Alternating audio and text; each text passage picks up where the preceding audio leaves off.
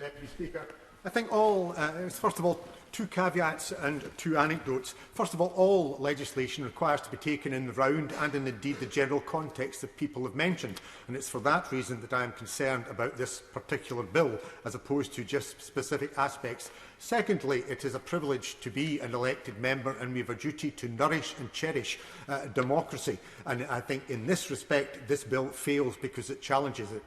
Two anecdotes, one of which I think describes what needs to be done to support the democratic aspects that we should all welcome as elected members, and the second a warning, which is a direction of travel, as some have alluded to, that we appear to be on. The first is I would commend to the Minister and anybody else in the House to read Professor Henry Milner, formerly of Laval and indeed of Oulu in Finland, who wrote the book Civic Literacy, which explains what works about why people do vote. He actually correlated and contrasted why it is in countries such as Belgium and Australia, where it is a criminal offence not to vote, yet you have a higher turnout in Scandinavian countries where it isn't. He explained the aspects that matter, and much of it is not legislation. It's very perhaps laissez-faire, but much wider context. It is public sector broadcasting. Why comments made about Channel 4 is important. It's about equality press. It is about civic education in schools.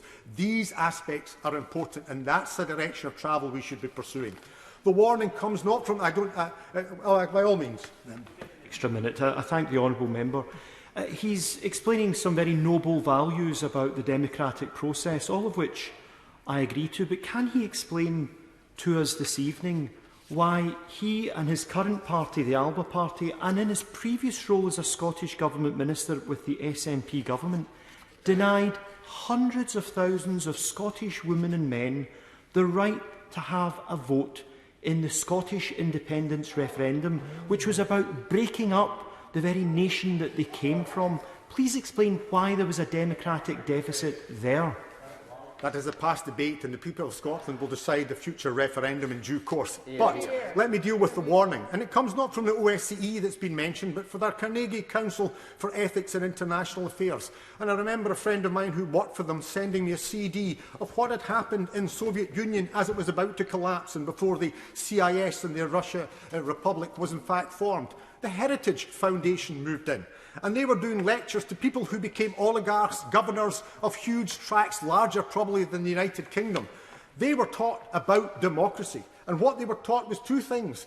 One is, don't bother about turnout. The lower the turnout, the higher the leverage it is from you.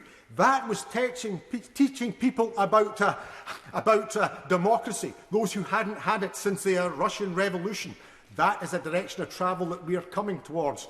Equally, secondly, they were about demonising minorities. And you look at Putin's Russia, and what do you see?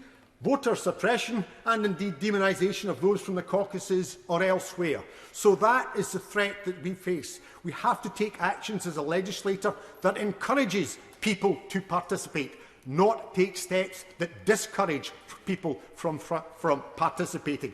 That is about electoral politics, and that is what we should be taking. People have mentioned, I don't know, I can't remember who it was, about allegories towards the southern states of the United States, and what we're seeing sadly replicated not just in the Jim Crow states, but indeed in other states. But the direction of travel isn't perhaps yet south of the Mason-Dixon line.